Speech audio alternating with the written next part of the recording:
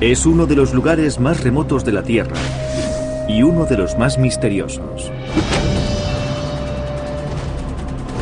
Durante más de 1000 años, la isla de Pascua fue el hogar de una civilización floreciente, hasta que un desastre ecológico casi la aniquila.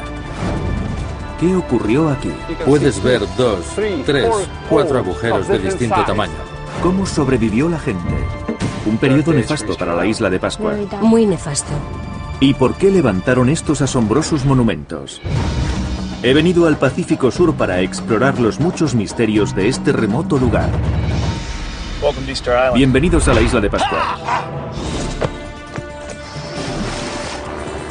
Mi vida como arqueólogo me ha llevado por todo el planeta buscando desentrañar los misterios de nuestros antiguos ancestros.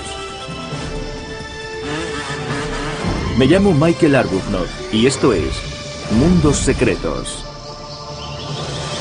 La isla de Pascua, Rapa Nui. ¿Qué ocurriría si pusiéramos a 100 personas en una isla y les dejáramos allí durante 1200 años? Bienvenidos a la isla de Pascua. Y eso es lo que he venido a averiguar. A 2000 kilómetros al oeste de Chile emerge un pequeño promontorio de 22 kilómetros de largo que no estuvo marcado en los mapas hasta el siglo XVIII, cuando fue descubierta por exploradores europeos. Hasta entonces la gente vivió aquí totalmente aislada. Su devastadora caída y su moderno renacimiento es una de las historias de supervivencia más sorprendentes jamás contadas, y contiene lecciones cruciales para todos nosotros en este mundo al que llamamos Tierra. La gente que vivía aquí se autodenominaban Rapa Nui, y han estado aquí durante más de 1000 años. En aquella época sobrevivieron a algunos de los mayores retos que cualquier cultura haya afrontado en la Tierra. Y también erigieron algunos de los monumentos más impresionantes del mundo.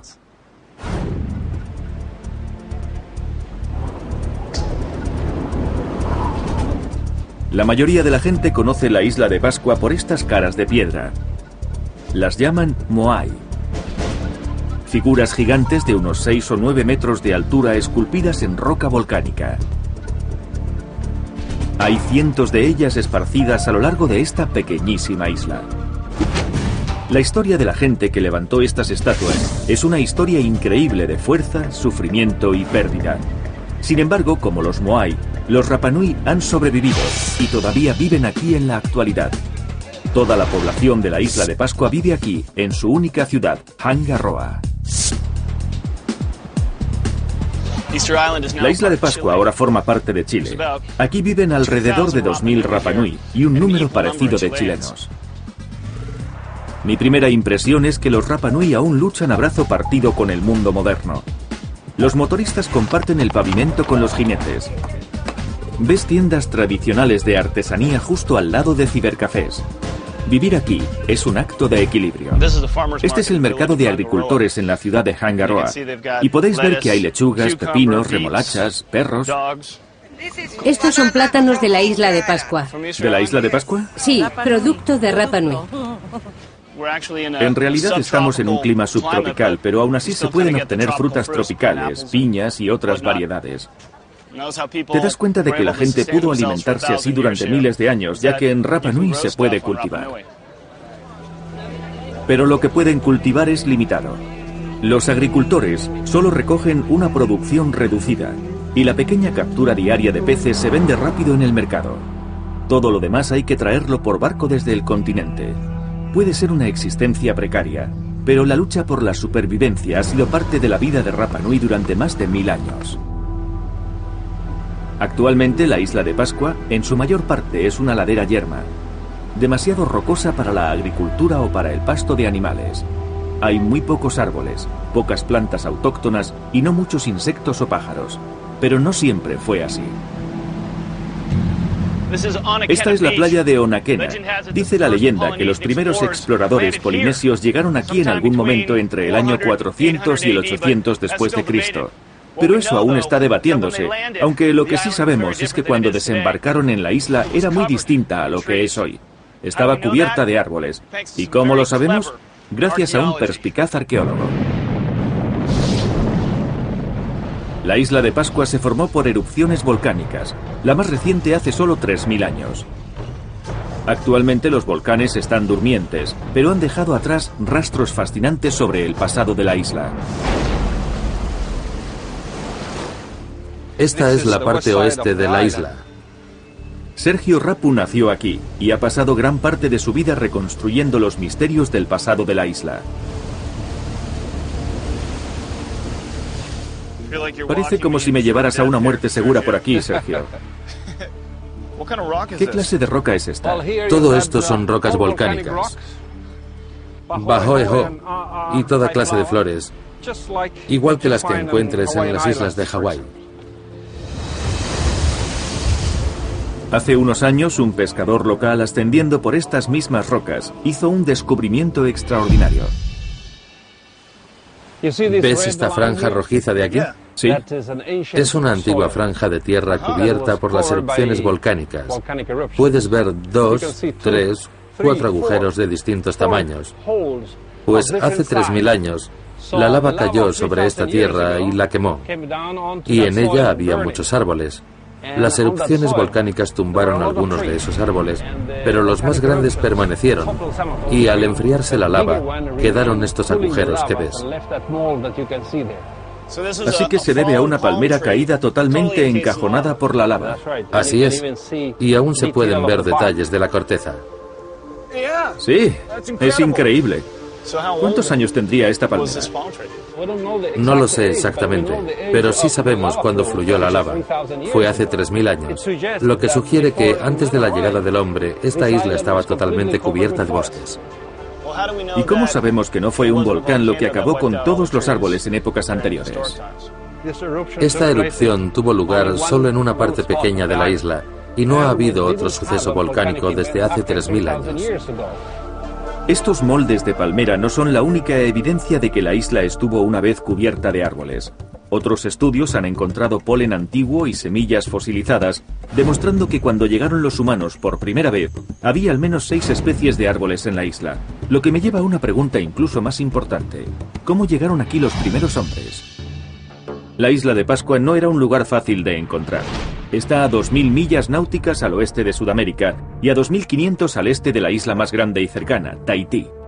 Eso es mucho océano. Durante décadas, los arqueólogos creían que los Rapa Nui descendían de los incas sudamericanos. Pero pruebas de ADN han demostrado ahora que los pobladores originales de la isla eran polinesios, la vanguardia de una de las gestas más increíbles de la historia de la humanidad. 1000 años antes que Colón, los exploradores polinesios encontraron y colonizaron las islas más grandes en un área de 2 millones de millas cuadradas, el llamado Triángulo Polinesio. En algún momento entre el año 400 y el 800 después de Cristo llegaron a la isla de Pascua. ¿Cómo pudieron conseguirlo? Para saber cómo colonizaron el Pacífico Sur me he acercado al Club de Canoas de Batanga para encontrarme con un nativo de la isla, Hugo Tiz. Bienvenido, soy Hugo. Encantado. El amigo de Hugo, tú, le está pintando los símbolos tradicionales de los Rapa Nui. Tú está dándome poder con los símbolos de mis ancestros. ¿Y estos son símbolos polinesios? Los símbolos ayudan a los remeros a acceder a sus poderes nativos, lo que los Rapa Nui llaman maná. Necesitas tener el mismo poder y sentimiento. Tengo la sensación de que yo también voy a necesitar más fuerza viéndoos a vosotros. Pero eso no significa que al ir pintando vaya a ser más fuerte. Digamos que tengo que canalizar mis energías a través de los símbolos, estimularlas.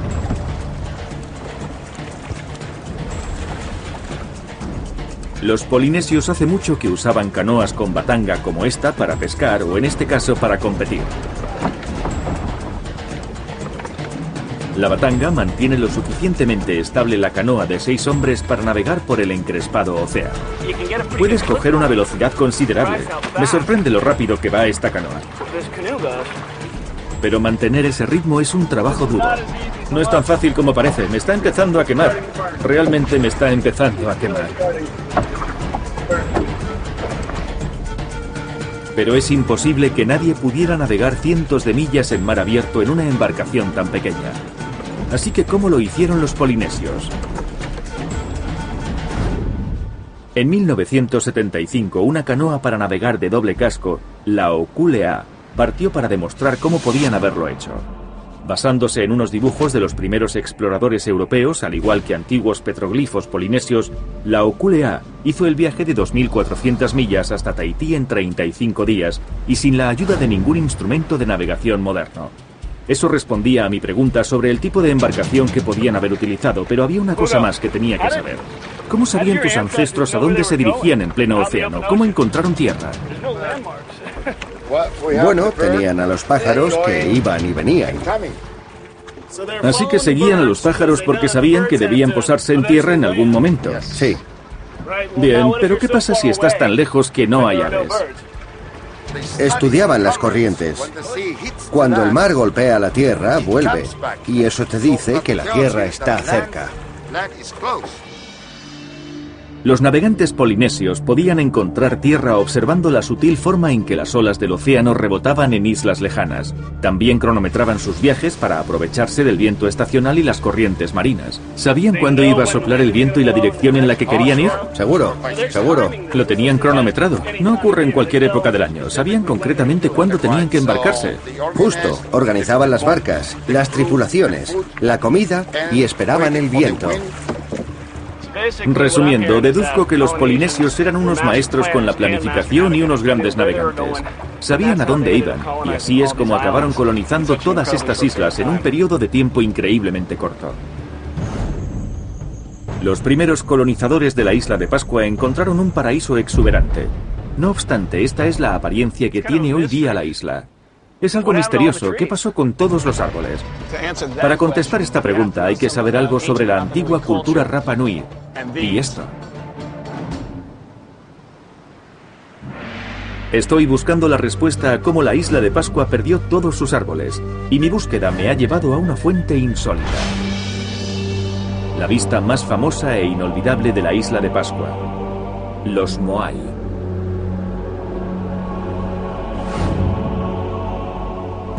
Esparcidas por toda la isla hay cerca de 1000 de estas figuras gigantescas, cada una de ellas esculpida en un bloque de roca volcánica. ¿Pero pueden estos iconos haber formado realmente parte en su deforestación? Bueno, para saber la respuesta hace falta saber algo sobre cómo y por qué se erigieron estos Moai.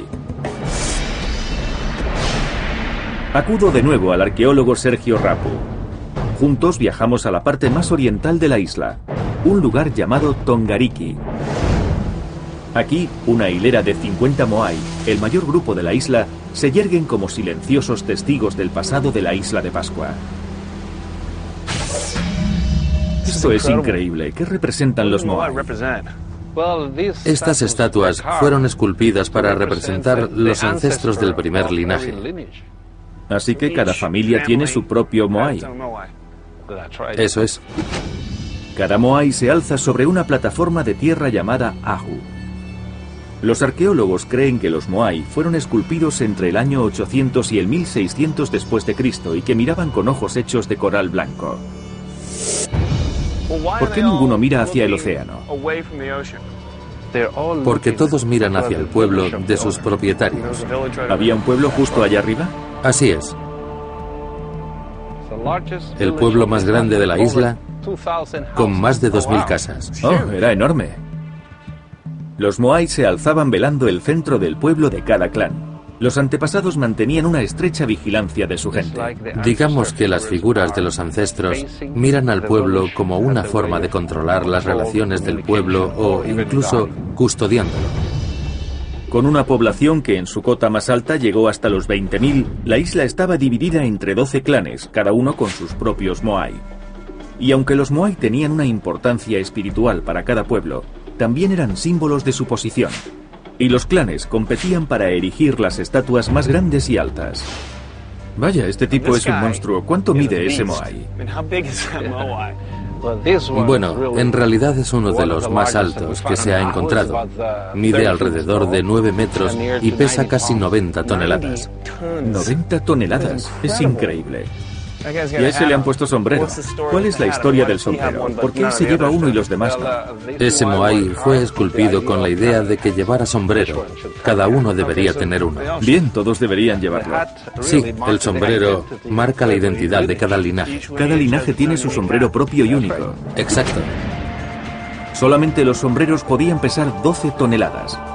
Así que ¿cómo pudieron los Rapa Nui, una cultura de la edad de piedra sin ruedas ni herramientas metálicas, ni siquiera una recua de animales, arreglárselas para esculpir y levantar estas estatuas monumentales? ¿Cómo lo hicieron? Esta pregunta nos lleva hasta Ranu Raraku, un volcán extinto en el extremo oriental de la isla.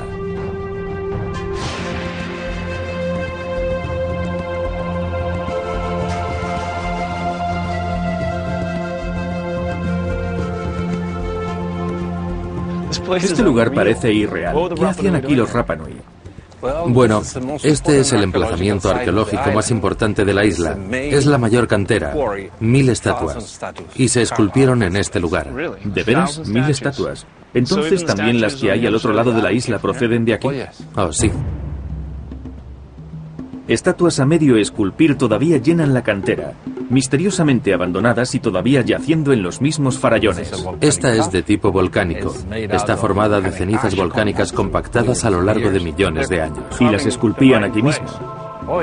Sí, como si despertaran al Moai directamente de la pendiente y puedes ver la cabeza, el cuerpo. Empezaban esculpiendo 2, 3, incluso 4 Moai a la vez. ¿Cómo las esculpían? La herramienta que usaban para hacerlo era muy simple. Era esto, de este tipo. Una piedra. Con una piedra. De hecho, es un tipo de piedra muy densa. Es de basalto. Y casi cada linaje tenía una disputa por esta herramienta. Básicamente es un martillo de piedras. La roca más dura desmenuza la roca más blanda. Sí, pero con un borde afilado. ¿Podéis imaginarlo? Esto es lo que usaban para esculpir esas figuras. Es increíble. Sergio calcula que se necesitaban 12 talladores de piedra solo para desprender este Moai. Y con 12 personas usando esta herramienta, ¿cuánto? ¿Un año? Más. Más. Pero debes pensar que esa gente lo hacía con pasión, con orgullo. Esta no era una cuestión de preguntarse cuánto iban a ganar al mes, sino lo que vamos a disfrutar viendo esta estatua frente a nuestro pueblo cada día. Pero tallar el Moai era solo el principio. Una vez esculpido, ¿cómo se lo llevaban? Una vez acabado, aún seguía con la espalda unida a la roca como una quilla. Esta es la última fase del tallado. Ajá. Entonces esto va por debajo de la cabeza. Así es. ¿Cómo desenganchaban esto? Parece frágil. Bueno, esto lo taladraban y lo sustituían por cantos rodados. Y los cantos rodados lo aguantaban mientras rompían el resto. Parece inseguro. Bueno, es un trabajo inseguro. Una vez el Moai estaba liberado del todo, llegaba la abrumadora tarea de sacarlo del terraplén y ponerlo en pie. Primero, llevaban el Moai colina abajo sobre una cama de piedras picadas. Lo dejaban deslizarse por la pendiente sobre los desechos del tallado colocados previamente. En la base del volcán, el Moai era puesto en pie usando cuerdas, palancas y la fuerza bruta. Bien, y una vez en pie, ¿qué hacían? Luego empezaban a esculpir la parte de atrás de la cabeza, los hombros y toda la espalda del Moai. Ese era el último paso. Y estaba listo para llevárselo. Ahora la estatua volcánica se erguía terminada, un gran logro en sí mismo. Pero los ajús estaban esparcidos por toda la isla, algunos a más de 16 kilómetros. Y una vez tenían terminado el Moai, ¿cómo lo transportaban a su destino final? Esta es la pregunta más importante que se hace mucha gente en todo el mundo. Los pobladores de aquella época estaban en el Neolítico, en la Edad de Piedra. No conocían la rueda ni cómo poder mover una estatua de 50 o 100 toneladas desde aquí hasta su ubicación final. Este ha sido nuestro mayor misterio. Y aquí es donde entran los árboles. La teoría imperante es que los Moai eran tumbados sobre sus espaldas y los llevaban rodando sobre troncos de árboles. Algunos historiadores creen que la construcción de los Moai se convirtió en una obsesión tan grande que los Rapa Nui cortaron todos los árboles de la isla, causando su propio colapso medioambiental. Pero Sergio no está de acuerdo y me lleva a ver una clave crucial que cree que ayuda a demostrar que la teoría de los troncos es errónea. ¿Qué ocurrió aquí? Este es uno de los Moai que se cayó en el antiguo camino. Así que se cayó y lo dejaron aquí. Sí, se tumbó y era difícil subirlo de nuevo y seguir la marcha. ¿Este es el único que fue abandonado? Encontramos 92 estatuas tumbadas sobre sus caras. 92, mucho trabajo para abandonarlo. Los antiguos Rapa Nui utilizaban 3 caminos principales para transportar los moai, y en cada uno de ellos hay estatuas caídas como estas. Este moai yace sobre su cara, así que, como un moai que es transportado sobre su espalda, de pronto se gira y cae de cara al suelo. Y no tenemos ninguna evidencia de marcas en el camino que indique que usaron troncos. Creo que esta estatua era transportada de otra manera. Y para probar su opinión, Sergio ha preparado un experimento. Bien, así. Un poco hacia adelante, así. Me cuenta su teoría de cómo movían los moai, que se basa en la tradición oral de los Rapa Nui de la isla. Este es el camino del moai, desde la cantera hasta su destino final sobre Suajus. Entonces lo llevaban de pie. Así es, Mike. Para este experimento, Sergio ha conseguido un modelo a escala de 3 metros hecho de cemento. ¿Lo habías hecho antes? No, esta es la primera vez. ¿Necesitas más músculos?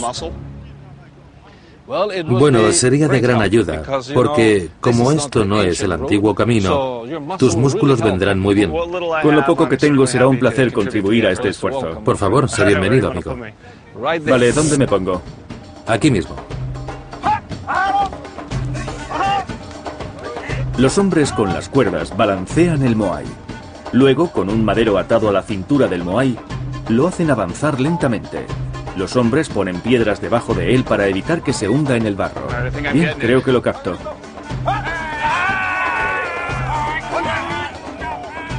Hasta ahora, quizá hemos dado 2 pasos. Estoy empezando a pensar que tal vez este momento sea parte de un avance arqueológico importante.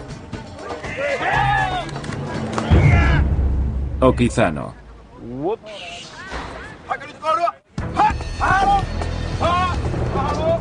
Estoy formando parte de un experimento para probar si un moai puede llevarse andando.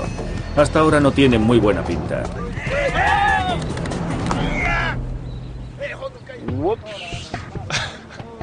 Hemos encontrado muchos moai antiguos abandonados en esta posición, lo que me sugiere que volver a subirlo es un gran fastidio.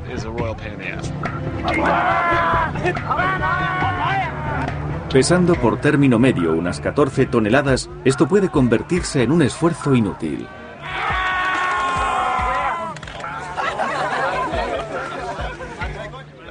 A estas alturas la idea es intentar volver a ponerlo en pie levantándolo un poco e ir metiéndole piedras hasta un punto en el que su propio peso lo ponga de pie. El tiempo lo dirá.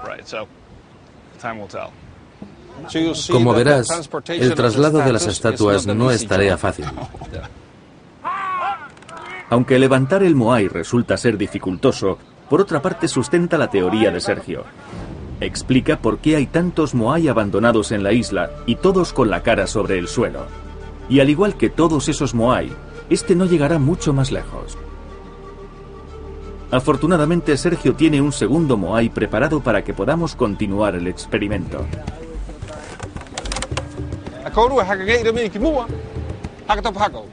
No hablo ni papa de Rapa Nui, y claro, todas las instrucciones las dice en esa lengua. Si se cae, posiblemente sea por mi culpa.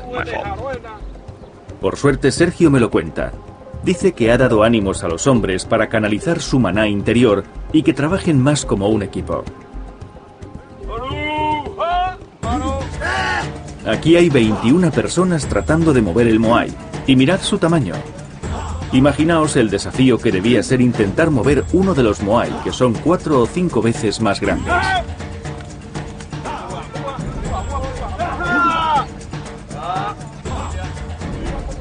Esto es más bien un movimiento por arrastre, pero nos apañamos para mover el moai unos 3 metros.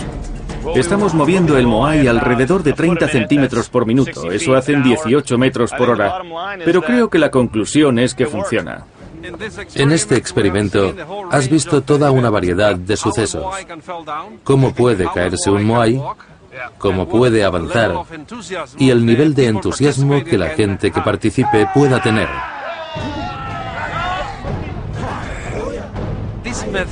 Con este método se usan menos personas porque solo tienes que hacer frente a una parte de su peso.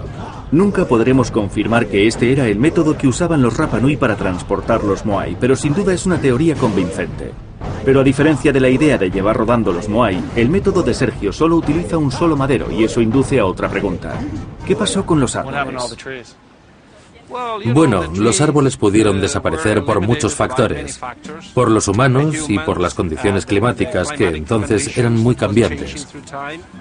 Sergio, junto a otros muchos, cree que la mayoría de los árboles fueron cortados para tener campos de cultivo y alimentar a la floreciente población de la isla. Una aguda sequía unida al delicado ecosistema de la isla pudieron haberse asociado para acabar con el resto de los árboles. Yo creo que hubo muchas causas para la desforestación de esta isla. No fue por culpa de los Moai, no hay que culparles. El experimento de Sergio me dio un ejemplo del espíritu de los Rapa Nui y me hizo desear saber más sobre las gentes que esculpieron estas estatuas. ¿Quiénes eran y cómo era la vida en aquel tiempo? Con su aislamiento, los Rapa Nui crearon una rica cultura que se ha transmitido como una tradición oral. Y para conocerles más, me han invitado a cenar al estilo Rapa Nui. Bajo las estrellas vespertinas, bastante inocentes, Manu Aoa y su hermano Io preparan un fuego en la tierra. ¿Se llama humo? Humo. Humo. Humo pai. Humo pai. Eso en Rapa Nui es una barbacoa sobre la tierra. Cuando el sol empieza a ponerse, me doy cuenta de que los hermanos han preparado una experiencia con una ligera inmersión más profunda de lo que había esperado. Aquí es donde el orgullo desaparece. Ah,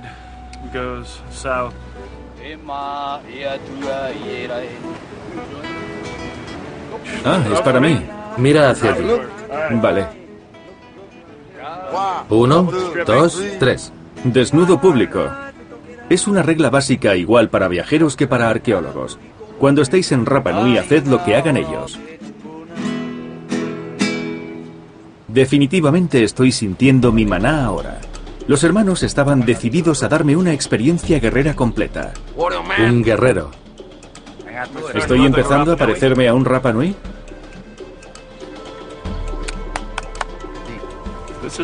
Esta es una experiencia muy diferente para mí. Voy a unirme a la fraternidad Rapa Nui.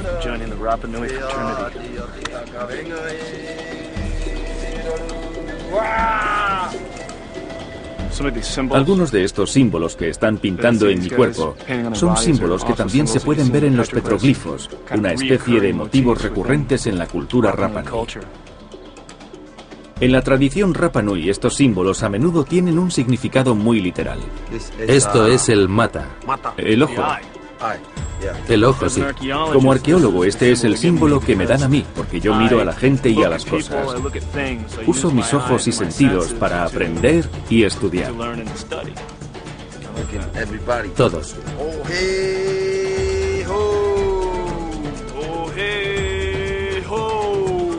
Bien, Mike, ya está. ¿Qué debo decir para sentir la fuerza?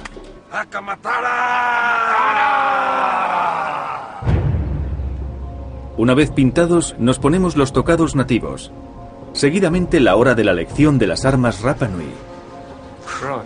Esto se llama Pouoaya. Para esto no lo muevas. ¿Te dislocas el hombro? Sí, se llama kakou. Kakou. Kakou, para dar en la cabeza. He visto mucho este símbolo. Aparece en los petroglifos y en diferentes tipos de iconografía. Las puntas de lanza de obsidiana era el arma que usaban para... ¿Y se acabó? La pintura, el brazo de Loki, la pasta del maná. ¿Sabes? Estas son las armas de un guerrero. Sí. Toda esa experiencia me planteó una importante pregunta. Los Rapa Nui eran una sociedad agrícola aislada y sin enemigos del mundo exterior.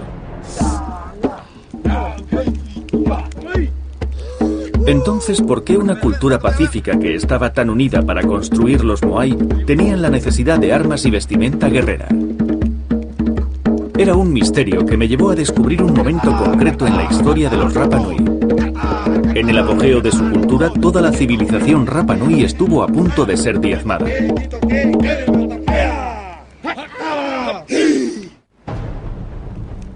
En algún momento, en el año 1600, en el apogeo de la civilización Rapa Nui, hubo un giro dramático a peor. Las claves de ese desplome pueden encontrarse en las cuevas que están bajo la superficie de la isla de Pascua. Alicia Ika es una nativa Rapa Nui y guía de las cuevas que ha estado explorando esas cámaras subterráneas toda su vida. Alicia me llevó a las cuevas en la parte noroeste de la isla, a pocos kilómetros de Hangaroa. La visita me mostró el lado oscuro de la historia de Rapa Nui. Oh, vaya. 2 calaveras. Están enterradas juntas. Eran marido y mujer. Aquí están enterrados mis ancestros. ¿De veras? En todas partes había signos de que los antepasados de Alicia habían hecho de esta cueva su hogar, según parece, durante varios años. ¿El fuego para cocinar? Sí. Oh, mira esto. 4 piedras. Todavía se puede ver en el techo que hay algo de hollín del humo.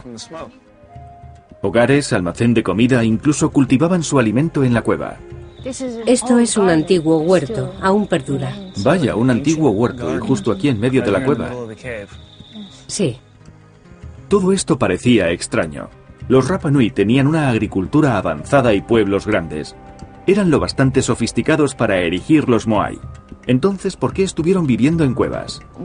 Empezó la guerra. ¿Una guerra? Sí. Así que hubo una guerra y tuvieron que buscar refugio en las cuevas. Sí, hubo mucha violencia y tuvieron que esconderse en estas cuevas. Los Rapa Nui se enfrentaron entre sí. Lo que fue una cultura floreciente se precipitó al caos. ¿Qué había ido mal?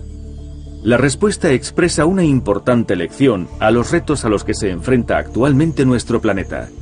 La isla de Pascua, antes una tierra de vegetación exuberante, sufrió un desastre ecológico. Puede que haya muchos motivos por los que desaparecieron los árboles de la isla, pero el impacto que su pérdida causó a los Rapa Nui es evidente. Sin árboles no había madera para hacer barcas, casas o para encender fuego. No había arpones para pescar. Y al erosionarse la primera capa de tierra, las cosechas empezaron a fallar y la comida empezó a escasear. Los Rapa Nui lucharon por los recursos restantes. Los Moai, antes símbolos impresionantes de posición y orgullo, eran ahora derribados por los clanes rivales enfrentados. Y puede que algunos Rapa Nui tuvieran que recurrir al canibalismo. Aquellos serían unos días negros para la isla de Pascua. Muy negros. Y todavía puedo sentirlos. Cuando estoy aquí puedo imaginarlos. No pensarías nunca que aquí hubo gente sufriendo, pero la hubo. Quedan pocas evidencias de aquella época oscura. La mayoría de lo que se sabe se ha ido pasando como una historia oral, pero los sucesos de aquella época están muy incrustados en la cultura Rapa Nui. Incluso hoy en día, los nativos de la isla de Pascua siguen expresando el sufrimiento de sus antepasados. Llegó un momento en que la desesperación fue tal en la isla que toda la tradición artística cambió. Os lo mostraré. Este es un maestro en la talla de madera. Lo que está haciendo se llama kaba kaba. Durante el siglo XVIII pasaron de esculpir los Moai de piedra a tallar estas enjutas figuras que en esencia son cadáveres. Su interpretación es que las cosas estaban tan mal que empezaron a reflejar su estado de ánimo en estas obras de arte. Abuelo. Sí, abuelo. Tu abuelo. Así que esta tradición viene transmitida de su abuelo. No hay más kaba kaba originales en la isla. Se las han llevado arqueólogos y antropólogos y están esparcidas por los museos de todo el mundo, pero la tradición todavía sigue muy viva. El arte Rapa Nui reflejó una vez la determinación de un pueblo. Resoluto, audaz, inamovible. Ahora, después de su caída y con el espíritu aplastado, solo pueden crear estas pequeñas figuras de madera. Pero justo cuando las cosas tocaban fondo, los Rapa Nui idearon la única manera de terminar con sus años de lucha. En el extremo sur de la isla están los restos de Orango. Mientras la guerra de clanes arrasaba, cerca de esta aldea ceremonial, detrás del enorme cráter del volcán Ranukou, surgió un extraño ritual. Antiguos petroglifos al borde de este escarpado acantilado cuentan la historia de una competición urdida por los clanes en guerra para elegir a un único líder y lograr la paz en la isla. Se le llamó el culto al hombre pájaro. La forma de llevar a cabo el culto del hombre pájaro consistía en que cada clan elegía a un competidor al que enviaban a Orango. Cuando empezaba la competición, cada competidor tenía que descender por este rocoso acantilado y cruzar nadando hasta la isla de ahí enfrente. En esta pequeña isla estaban los nidos del manutara, una de las últimas aves que seguía emigrando a la isla de Pascua después de que desaparecieran todos los árboles. El manutara era un ave sagrada y los huevos un símbolo de poder y fertilidad. Tenían que encontrar los nidos de las aves y coger un huevo, atarse el huevo en la frente, volver nadando por ese traicionero canal, escalar este peligroso acantilado y luego presentar el huevo intacto al jefe de su clan. Entonces se convertía en el rey durante ese año. El ritual del hombre pájaro era una señal de que la cultura de los Rapa Nui había encontrado una medida de estabilidad y estaba empezando a rehacerse a sí misma, pero increíblemente aún tenía que llegar lo peor. Justo cuando los Rapa Nui estaban superando los años de hambruna y guerra, llegó una nueva amenaza incluso más devastadora. En 1722, las gentes de Rapa Nui empezaron a enfrentarse a un desafío quizá incluso mayor que el de perder todos los árboles, porque el domingo de Pascua de aquel año llegaron los primeros exploradores europeos y llamaron a este lugar Isla de Pascua. La serie de desembarcos europeos que siguieron trajeron el desastre a un nivel que el devastado pueblo Rapa Nui jamás había experimentado. Primero, la viruela y la tuberculosis diezmaron la población. Después, a mediados del siglo XIX, traficantes de esclavos peruanos invadieron la isla matando o secuestrando a 1.500 nativos, alrededor de la mitad de la población de la isla. Una década después, solo quedaban 111 Rapa Nui en la isla. Sin embargo, en la actualidad, la isla una vez más florece. ¿Cómo se recuperaron? ¿Cómo puede alguien sobrevivir en una roca sin árboles a miles de kilómetros de la tierra más cercana? Una mujer, una nativa, una arqueóloga hecha a sí misma, cree haber resuelto cómo. Encontrarme con ella me lleva a un agreste recorrido por la remota zona oeste de la isla. Aunque no tiene ninguna formación oficial en arqueología. ¿Sonia? Sí. Sonia Haoa ha coescrito 2 informes científicos que han revolucionado lo que sabemos sobre los Rapa Nui. ¿Hay alguien en el agujero? Sí, una mujer de las cuevas. Hace 5 años Sonia y su equipo recibieron una subvención para hacer un mapa de cada emplazamiento arqueológico de la isla. Su pequeño equipo va marcando cuidadosamente la historia perdida, y en el proceso ha hecho descubrimientos extraordinarios sobre cómo sobrevivió la población después de que desaparecieran los árboles. ¿Qué estamos buscando aquí? Las pendientes costeras de la isla de Pascua están sembradas de pequeñas piedras apiladas, al parecer al azar.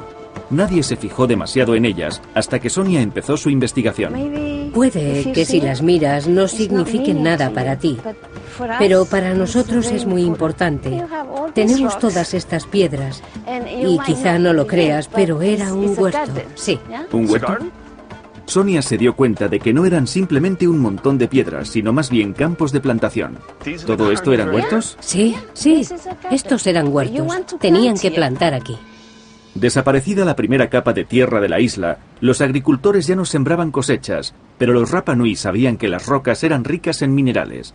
Minerales que podían usarse para crear un nuevo manto. Estas rocas, cuando están mojadas, van a producir la nueva capa. Ya. Y la descomposición de la roca es muy fácil. ¿Se rompe fácilmente? Sí, sí. ¿Y así es como conseguían un manto nuevo? Sí. Parece que toda la isla está cubierta por estas enormes piedras redondas. Estas se rompen fácilmente proporcionando un suelo rico en nutrientes. Se descomponen como un buen abono. ¿Quién quiere estiércol? Ellos, creo. ¿Cuál fue el patrón que llevó a Sonia y a su equipo a este descubrimiento? ¿Por qué las grandes rocas están siempre de cara al océano? Puedes ver que hay un grupo aquí, otro ahí, otro allí y otro aquí. Puedo ver que hay un patrón. Tenemos esta piedra redonda y detrás, a sotavento, tenemos estas piedras pequeñas. Mirad, aquí tenemos un ejemplo. Aquí otro. La grande y las pequeñas. La grande y las pequeñas. Y según tú, plantaban por este lado porque la grande las protegía del viento. Sí, sí. Ante la inanición, los Rapa Nui se adaptaron y sobrevivieron. No podían abandonar la isla, no había lugar a donde ir, por lo que si no hubieran hecho estos huertos no les hubiera sido posible sobrevivir. Y realmente todo se reduce a esto. A la piedra. Sí. Pero señalar todos los emplazamientos de la isla no es una labor para un corazón débil. Hoy tenemos alrededor de 35.000 emplazamientos. ¿35.000? Vas a estar ocupada un buen rato. Ahí está. Hay que ponerse a ello. Hay que ser profesional. Pero la investigación de Sonia logra un inesperado empuje tecnológico. Pete Kelsey es un experto en crear modelos 3D usando un láser para escanear. Escanear con láser es básicamente como una cámara. Es una tecnología de visión, por lo que si el láser puede verlo, te lo puede reflejar. Hace 2 años de camino a un trabajo a Sudamérica, Pete se detuvo en Rapa Nui para unos días de vacaciones y cambió la vida de Sonia. Me fui a Rapa Nui y llevaba todo el equipo. Me daba que quizá podría encontrar a alguien en la isla que estuviera interesado en ello. Todo el mundo me dijo lo mismo. Sonia. Le mostré esta tecnología. Pasé 1 hora con ella y al final se puso a llorar. Lágrimas de alegría. Lágrimas de alegría. En aquel momento se dio cuenta que, con esta tecnología, este proyecto, que básicamente es el trabajo de su vida, sería posible acabarlo en el curso de su vida. Los esfuerzos de Sonia eran una tarea muy intensa. GPS portátiles, papeles, lápices, cintas de medir, ese tipo de cosas. Le llevaba un tiempo tremendo, mientras que con el láser todo lo que capta puede recogerlo. Después, con la información se realiza un modelo en 3D. Se puede visualizar, analizar y simular. El mapa de Sonia puede hacerse ahora en semanas en vez de años. No tocamos nada ni pisamos nada. Tecnología de la era espacial. Que llega a la isla de Pascua. Estos adelantos están ayudando a los Rapa Nui a reconectarse con su pasado. ¿Pero podrá la isla de Pascua mantener el ritmo cada vez mayor del siglo XXI? Desde los exploradores polinesios a la creación de los Moai, a lo largo del cataclismo, las guerras y los conquistadores europeos, los Rapa Nui han sobrevivido en la isla de Pascua durante más de 1 milenio.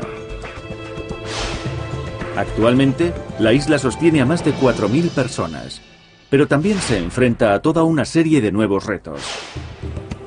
En 1986, la NASA necesitaba un lugar como aterrizaje de emergencia del transportador Shuttle y convirtió la corta pista de despegue de la isla en una de las más largas de Sudamérica.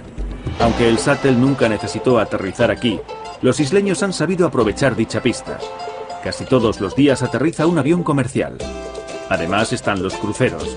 La isla de Pascua acoge a 50.000 turistas al año. Ahora el turismo es la mayor fuente de ingresos de la isla, pero también está cambiando el tejido de la isla. La isla es un espacio muy frágil. Petero Edmunds es el primer alcalde elegido democráticamente en la isla. Damos la bienvenida al desarrollo, también al turismo, pero tiene que haber un método para que no se dañe lo que tenemos. El aluvión de turistas pone en peligro los recursos de la isla.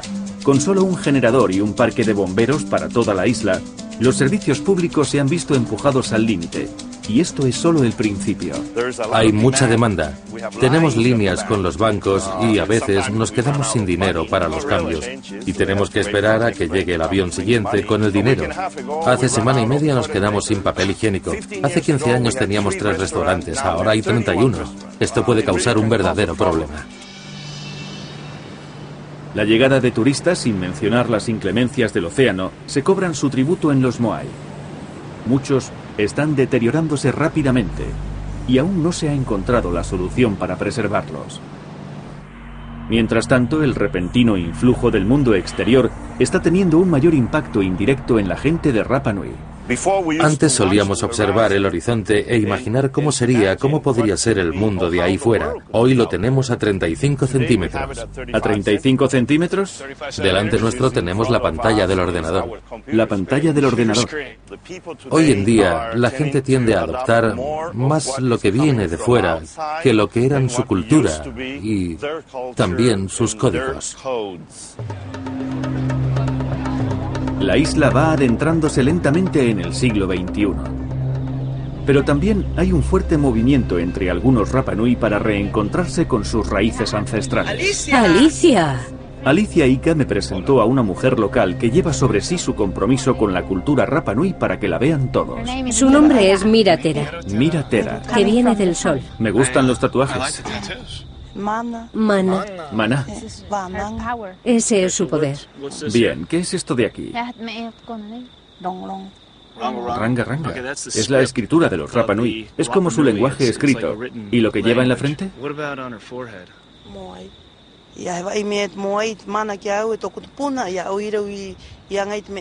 Dice que el motivo por el que se ha tatuado la cara es porque tuvo un sueño en el que un Moai le decía que podía ayudar a conservar viva la cultura. Y desde aquel día se ha tatuado la cara. Es genial. Y tengo entendido que es tu compañera de canto. Sí, cantamos juntas el San. Ya. Para hacer saber al espíritu que tú estás aquí.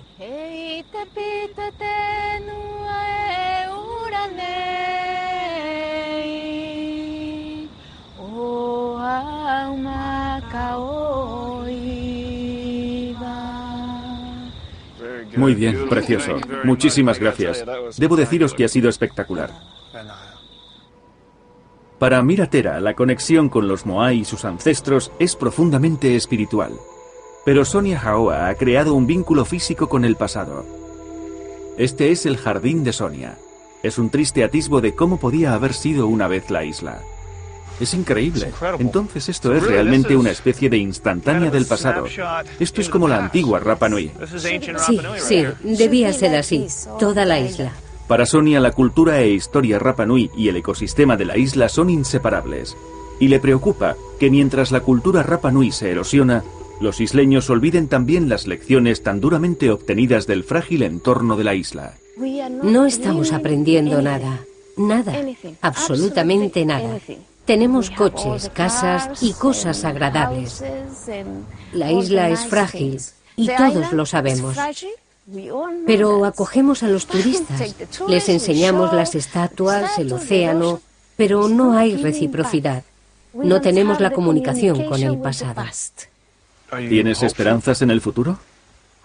Tengo mucha esperanza en la gente joven, porque debemos enseñarles el ecosistema, el entorno. Necesitan una conexión del pasado con ellos.